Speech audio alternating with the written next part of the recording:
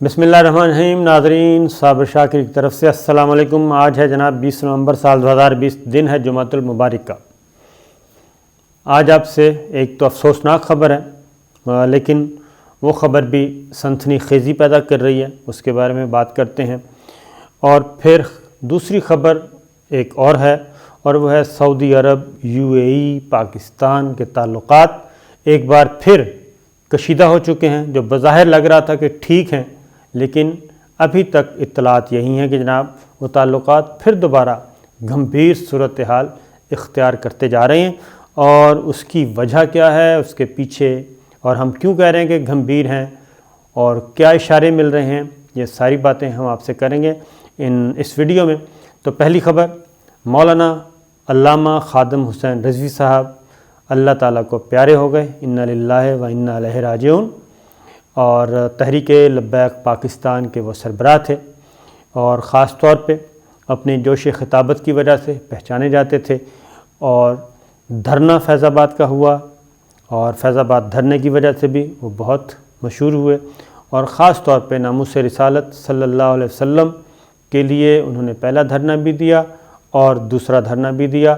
اور دوسرا جو دھرنا تھا وہ تو ابھی حال ہی میں، یعنی کہ چند روز پہلے منگل کی رات ختم ہوا، اور منگل تک وہ فیض آباد میں موجود تھے، راولپنڈی میں موجود تھے۔ اور کل شام کو اچانک اطلاع آئی کہ علامہ خادم حسین رضوی صاحب انتقال کر گئے، اور وہ ہاسپٹل میں تھے، اور جو وجہ بتائی گئی ہارٹ اٹیک کی وجہ بتائی گئی، اور ان کو شدید بخار تھا، اور اس کے علاوہ کچھ نہیں بتایا گیا۔ ڈیتھ سرٹیفکیٹ بھی سوشل میڈیا پہ موجود ہے جو ان کو جاری کیا گیا۔ لیکن اس کے بعد یہ ہوا کہ ان کو گھر لے جایا جا رہا تھا، گھر لے کر گئے تو پھر خبر آئی کہ جناب وہ زندہ ہو گئے ہیں اور ان کی سانسیں بحال ہو گئی ہیں۔ اس کے بعد پھر ایک سوشل میڈیا پہ ایک چل پڑی بحث، لیکن پھر دوبارہ تصدیق ہوئی، اور تصدیق یہ ہوئی کہ نہیں، علامہ صاحب کی وفات ہو چکی ہے، اور کسی ان کے کیا کہنا چاہیے پیروکار کی نظر پڑی تھی، یا ان کو محسوس ہوا تھا ان کا بازو ہلا ہے۔ وہ ایک ڈاکٹرز کے خیال میں وہ ایک وہم بھی ہو سکتا ہے اور کچھ بھی، لیکن الٹیمیٹ یہ کہ علامہ خادم حسین رضوی صاحب وفات پا چکے ہیں۔ تو ہماری دعا جی اللہ تعالیٰ ان کو جنت الفردوس میں جگہ دے، کیونکہ وفات کے بعد جو ہے مرحوم کے بارے میں کوشش کرنی چاہیے کہ اچھی باتیں کریں، اللہ تعالیٰ ان کے درجات بلند کرے۔ ان کے ساتھ 100 اختلافات کیے جا سکتے ہیں، لیکن بہرحال وہ حضور اکرم صلی اللہ علیہ وسلم سے پیار، محبت اور عقیدت تو رکھتے ہی تھے۔ تو یہی بات کافی ہوتی ہے۔ پھر ایک ان کی اور بھی سوشل میڈیا پہ بات چیت نکل رہی ہے، موجود ہے، کہ وہ شاید اسی دھرنے پہ ہی وہ گفتگو کر رہے ہیں کہ جناب ہو سکتا ہے آپ کو کسی دن اطلاع آئے کہ علامہ صاحب وفات پا گئے ہیں، اور آپ لوگوں نے یا مجھے اچھا کہنا ہے یا برا کہنا ہے۔ کچھ لوگ مجھے بہت اچھا کہیں گے، کچھ مجھے بہت برا کہیں گے۔ یہ تو نہیں ہو سکتا کہ میرے سر کو اچھا کہہ دیں اور میرے پاؤں کو برا کہہ دیں۔ تو انہوں نے بہت ہی کہا کہ دیکھیں، اب بھی وقت ہے کہ آپ آ جائیں میرے ساتھ اور شریک ہو جائیں، یہ نہ ہو کل کو میں چلا جاؤں اور پھر آپ مجھ جیسا بندہ ڈھونڈتے رہیں۔ ان کی زندگی میں جناب وہ میڈیا کے ساتھ بھی بہت پیار بھی کرتے تھے، لیکن لڑتے بھی بہت تھے، اور کچھ اینکرز کے ساتھ تو براہ راست ان کا کافی تلخ گفتگو بھی ہوئی۔ یہ ساری چیزیں، اور وہ ان کا جوش خطابت جناب اپنا ایک منفرد انداز رکھتا تھا۔ پھر یہ ہوا کہ مشہور کہاں سے، پھر سپریم کورٹ کا فیصلہ بھی آیا، اور جسٹس قاضی فائز عیسیٰ صاحب نے تحریر کیا، اس میں دھرنا ختم کرنے کے لیے وہ پیسے بھی تقسیم کیے گئے، وہ بھی ایک ایشو بن گیا۔ اور اس کے بعد وہ دھرنا کیس بھی بنا، اور دھرنا کیس میں جسٹس قاضی فائز عیسیٰ صاحب نے ایک ججمنٹ دے دی۔ اس کی بنیاد پہ پھر وہ انہوں نے جو ان کے خلاف ریفرنس فائل ہوا، اس پہ انہوں نے کہا کہ مجھے تو اس وجہ سے دیا گیا ہے کہ میں نے دھرنا کیس کا فیصلہ دیا تھا، اور اس میں نے اسٹیبلشمنٹ کے بارے میں کچھ لکھا تھا، لیکن سپریم کورٹ کے فل کورٹ نے ان کی یہ دلیل رد کر دی. انہوں نے کہا کہ آپ کا جو ریفرنس ہے وہ میرٹ پہ ہے، وہ اس کا اس سے کوئی تعلق نہیں ہے اس واقعے سے، لہٰذا آپ کے خلاف جو الزامات ہیں وہ اس وجہ سے نہیں کہا جا سکتا کہ جناب وہ ہے، وہ رد کر دی تھی. تو یہ چیزیں تھیں اور یہ بھی بحث چل رہی تھی. پھر انہوں نے خاص طور پہ پچھلے انتخابات میں بھی ووٹ بہت لیے جی، مختلف حلقوں سے انہوں نے ووٹ بہت لیے. بہت کم وقت میں انہوں نے ایک خاص اسکول آف تھاٹ کو، بریلوی اسکول آف تھاٹ کو انہوں نے اپنے ساتھ میں لایا اور اس کو لے کے آگے بڑھ رہے تھے. ان کی وفات کے بارے میں جی بہت زیادہ سوشل میڈیا، کیونکہ سوشل میڈیا کا زمانہ ہے، انفارمیشن ڈس انفارمیشن ساری چیزیں چلتی رہتی ہیں، تو وہ بھی چل رہی ہیں. اور ان کی ڈیتھ کے بارے میں بھی مختلف چہمہ گوئیاں کی جا رہی ہیں، اور جتنے منہ اتنی باتیں یہ چیز چل رہی ہے. لیکن ہم بہرحال دعا کرتے ہیں جناب. وزیر اعظم عمران خان نے، وزیر اعلیٰ پنجاب عثمان بزدار صاحب نے، گورنر پنجاب نے، وفاقی وزراء نے، سب نے جناب ان کی وفات پہ اظہار تعزیت کیا ہے، ٹویٹس کی ہیں. سوشل میڈیا پہ علامہ خادم حسین رضوی صاحب ٹاپ ٹرینڈ پہ ہیں جی، ان کا ٹاپ ٹرینڈ چل رہا ہے خادم حسین رضوی صاحب کا. ہیش ٹیگ جو ہے یہ بھی ایک چیز ہے، یعنی بہت کم وقت میں انہوں نے اپنے آپ کو کیا کہنا چاہیے شناسا کروایا. ورنہ تو آپ کو معلوم ہے کہ بریلوی اسکول آف تھاٹ کے مولانا شاہ احمد نورانی صاحب ہوتے تھے. جمعیت علماء پاکستان ان کی جماعت ہے، اب ان کے نورانی صاحب اویس نورانی پی ڈی ایم کا حصہ ہیں. لیکن بہت عرصے بعد، طویل عرصے کے بعد پھر ڈاکٹر طاہر القادری صاحب بھی بریلوی اسکول آف تھاٹ کے تھے، اور خادم حسین رضوی صاحب تو بہت عرصے بعد انہوں نے اس اسکول آف تھاٹ کو اکٹھا کیا. تو خیر جناب ہم دعا کر سکتے ہیں. ظاہر ہے جی زندگی اور موت اللہ تعالیٰ کے اختیار میں ہے. کل نفس ذائقۃ الموت، ہر نفس نے موت کا ذائقہ چکھنا ہے جناب، اور اس کے لیے ہم سب کو تیار رہنا چاہیے اور اپنے اعمال کا جواب دہی کے لیے بھی تیار رہنا چاہیے. تو یہ میں نے کہا آپ سے خبر شیئر کر لوں. دوسری خبر یہ ہے جناب جو کہ اپنی جگہ پہ اہم ہے، وہ ہے کہ سعودی عرب یو اے ای کے ساتھ تعلقات. یو اے ای نے جناب اچانک پاکستان کے 3-4 ملک، جس میں ترکی بھی شامل ہے، افغانستان بھی شامل ہے، ان ملکوں کے جو پہلے وزٹ ویزا بند کیا، پھر ٹورسٹ ویزا بند کیا، اور اب انہوں نے امپلائمنٹ جس کو ورک ویزا کہتے ہیں، یعنی کہ جاب کے لیے جانا، وہ بھی اب بین کر دیا ہے یو اے ای کی گورنمنٹ نے. اور وجہ بظاہر وجہ بتائی گئی کرونا، لیکن جناب کرونا ہے نہیں.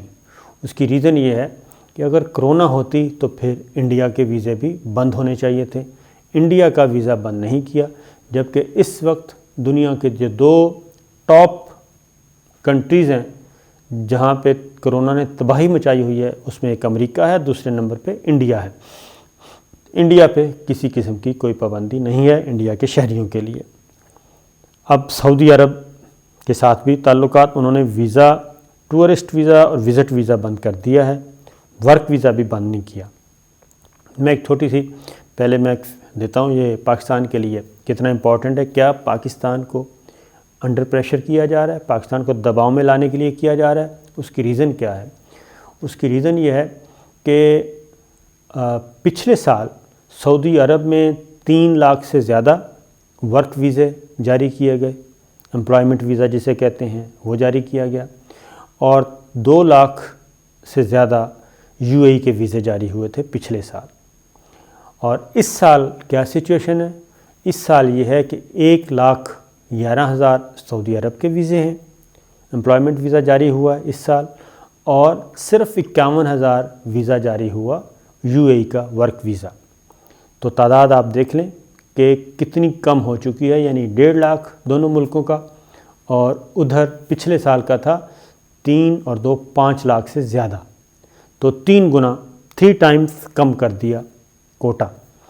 اب اس کے بعد یو اے ای اور سعودی عرب سے ہمیں جو زر مبادلہ آتا ہے، اوورسیز پاکستانی بھیجتے ہیں، یہ ہے جناب $5.5 ارب سعودی عرب سے آتا ہے، اور کچھ $3.5 ارب سالانہ یو اے ای سے آیا تھا. $9 ارب کا زر مبادلہ ان دو ملکوں سے اوورسیز پاکستانیز بھیجتے ہیں۔ اب یہ اگر سلسلہ رکتا ہے تو اس کا ہر دو صورتوں میں پاکستان پہ منفی اثرت، پاکستان کی معیشت پہ، اور دوسرا یہاں پہ بے روزگاری جو ہے وہ بڑھے گی، کیونکہ لوگوں کی کھپت پاکستان میں بھی ہونی چاہیے، وہ نہیں ہوگی، تو دو حوالوں سے پاکستان پہ یہ پریشر آئے گا۔ اب اصل وجہ کیا ہے؟ کیونکہ ہر چیز کے پیچھے پالیٹکس تو ہوتی ہے، تو صورتحال یہ ہے، خاص طور پہ یہ مزید اور بھی ہو جاتی ہے کہ سعودی عرب اور یو اے ای نے، آپ کو معلوم ہے کہ پاکستان کے اسٹیٹ بینک میں 3 ارب ڈالر جمع کروائے تھے، جو کہ ایک کیا کہنا چاہیے کہ لون کہہ لیں آپ، بلا سود لون وہ کروائے تھے، تاکہ پاکستان کا جو ریزرو ہیں اسٹیٹ بینک کے وہ ایک لیول پہ رہیں اور پاکستان کی معیشت پہ بوجھ نہ پڑے، پریشر میں نہ رہے پاکستان کی معیشت۔ لیکن پاکستان کا جو رجحان ہوا ترکی کے ساتھ، ایران کے ساتھ، ملائیشیا کے ساتھ، قطر کے ساتھ، اس کے بعد اور چائنا کے ساتھ، اس کے بعد سے یو اے ای اور سعودی عرب کے ساتھ تعلقات ہمارے کشیدہ ہونا شروع ہو گئے۔ اب بھی پاکستان، چونکہ پاکستان کی خارجہ پالیسی جو ہے وہ اس میں تھوڑا سا لبرلائزیشن لے کے آ رہا ہے، تھوڑی سی لبرل کر رہا ہے، ملٹی ڈائمینشنل کر رہا ہے، اور اس وجہ سے بھی دونوں ملکوں کو اعتراض ہے کہ جناب یہ کام آپ نہیں کر سکتے۔ اور پھر ایران کے وزیر خارجہ کا پاکستان کا دورہ وہ بھی پسند نہیں کیا گیا۔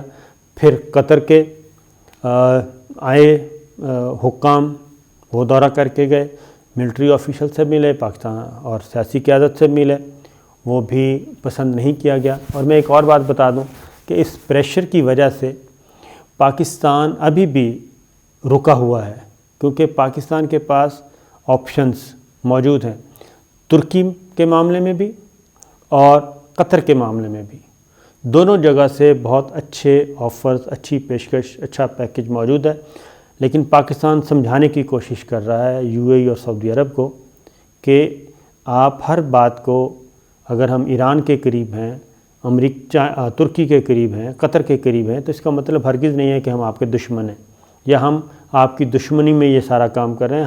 ہمارا جو تعلق ہے وہ بالکل ڈیفرنٹ نوعیت کا ہے، برابری کی بنیاد پہ ہونا چاہیے، احترام کی بنیاد پہ ہونا چاہیے۔ لیکن اب ایسا محسوس ہوتا ہے جناب کہ نہیں، یہ معاملات خراب ہیں، اور جو قرض 1 ارب ڈالر پہلے واپس لیا تھا، اب 1 ارب ڈالر کی اور ڈیمانڈ ہے کہ جناب پیسے واپس کیے جائیں۔ تو پاکستان جو ہے اس نے DGISI گئے تھے اور آرمی چیف بھی گئے تھے، اور اس وقت کہا جا رہا تھا کہ معاملات تھوڑے سے سیٹل ڈاؤن ہو گئے ہیں، لیکن یہ جو تازہ ترین اقدامات کیے گئے ہیں، اس سے ایسا لگتا ہے کہ ایک بار پھر تعلقات پیچیدگی کی طرف جا رہے ہیں، اور اس میں ایک ایلیمنٹ جو ہے وہ اسرائیل کا بھی ہے، اور اس کی ریزن یہ ہے کہ اسرائیل کو تسلیم کرنے کے معاملے میں بھی پاکستان جو ہے وہ بالکل دوسری سوچ لے کے بڑھ رہا ہے، اور پاکستان نے اسرائیل کو تسلیم کرنے سے انکار کیا۔ اس میں امریکہ جو ہے وہ پریزیڈنٹ ٹرمپ کے داماد اور امریکہ پریزیڈنٹ ٹرمپ انتظامیہ جو ہے وہ اسرائیل کو تسلیم کروانے کی ایک کمپین لے کے نکلی ہوئی ہے، اور ابھی بھی پومپیو جو ہیں وہ وزٹ پہ ہیں، سعودی عرب بھی اور اسرائیل بھی اور باقی ملکوں کے وزٹ پہ بھی۔ تو ان کی ابھی بھی کوشش ہے کہ جانے سے پہلے اسرائیل کا جو پیکج ہے وہ سارے کا سارا پورا ہو جائے اور اسرائیل کو تسلیم کر لیا جائے۔ تو پاکستان پہ بھی یہ پریشر آیا، لیکن پاکستان نے سعودی عرب کو بھی انکار کیا، اور ادروائز بھی متعلقہ فورمز پہ بتا دیا گیا کہ جناب کھلے عام بتا دیا گیا کہ پاکستان کی جو اسرائیل فلسطین پالیسی ہے وہ بالکل تبدیل نہیں ہوئی، نہ ہو سکتی ہے۔ پاکستان اب بھی اقوام متحدہ کی قراردادوں کے مطابق عمل درآمد چاہتا ہے، جس میں 2 ریاستوں کا قیام شامل ہے، ایک فلسطین کی ریاست اور ایک اسرائیل کی ریاست۔ فلسطینی ریاست کا وہ ایریا ہوگا اور اسرائیل کی ریاست کا بھی وہی ایریا ہوگا جو 1967 سے پہلے کا تھا، اور اس کے بعد اگر اسرائیل نے جس علاقے میں قبضہ کیا ہے وہ خالی کرنا ہوگا، اور بیت المقدس جو ہے وہ فلسطین کا دارالحکومت ہوگا۔ तो सऊदी अरब पे प्रेशर, सऊदी अरब पे क्या प्रेशर है? सऊदी अरब पे बहुत ज़्यादा प्रेशर। मोहम्मद बिन सलमान बिल्कुल चाहते हैं जनाब इज़राइल को तस्लीम करना, लेकिन जो बात उन्होंने अमरीकी हुक्काम को कही वो ये है कि इज़राइली अखबार की ये ख़बर है, इज़राइली अखबार ये कह रहा है कि सऊदी अरब भी जल्द इसराइल को तस्लीम कर लेगा, जबकि शहज़ादा मोहम्मद बिन सलमान ने ये कहा है कि अगर मैंने ऐसा किया तो मेरे अपने लोग मुझे कत्ल कर देंगे। इसलिए जनाब डोनाल्ड ट्रंप ने भी कोशिश की थी, लेकिन मोहम्मद बिन सलमान ने इसलिए ये काम अभी तक नहीं किया। इज़राइल से इंडिया जाने वाली फ़्लाइट को जी सऊदी अरब ने रास्ता तो दे ही दिया, स्पेस दी हुई है, और अब जो अगली ख़बर आई है कि उसका जो रूट है वो जद्दा और मक्कातुल मुकर्रमा वाला रूट है। तो यहाँ तक तो मामलात हो चुके, लेकिन ये इंडिया की फ़्लाइट है, इज़राइल से जो इंडिया जाती है, तो उसको जो रूट मिला है, एयर स्पेस मिली है, वो ये स्पेस मिली है जब से यूएई ने इसको तस्लीम कर लिया है।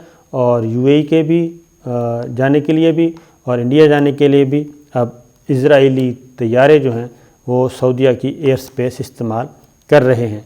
लेकिन मोहम्मद बिन सलमान ने वाज़ेह तौर पे कहा कि जनाब अगर उन्होंने तस्लीम किया तो फिर मामलात ख़राब हो जाएंगे और मेरी जान को ख़तरा है। एक और वजह भी है, वो है शहज़ादा किंग सलमान जो हैं वो अभी तक इसमें रुकावट हैं।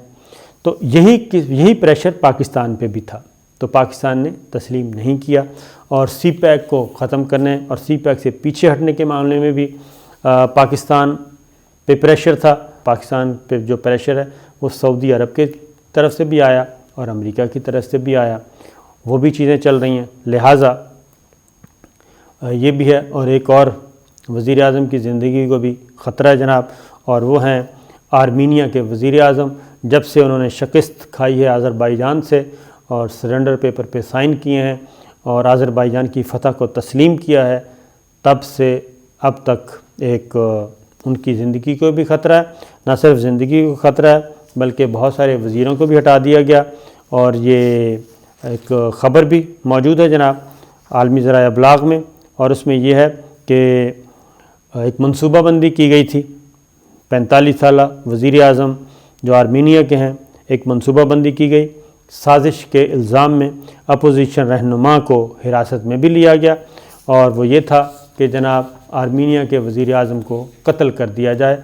ये साजिश पकड़ी गई और ये चीज़ भी, तो गोया एक शिद्दत पसंदी का रुझान जो है वो हर जगह मौजूद है और ये सिलसिला है। तो ये थी जनाब अब तक की ख़बरें। इजाज़त दीजिए, अल्लाह हाफ़िज़।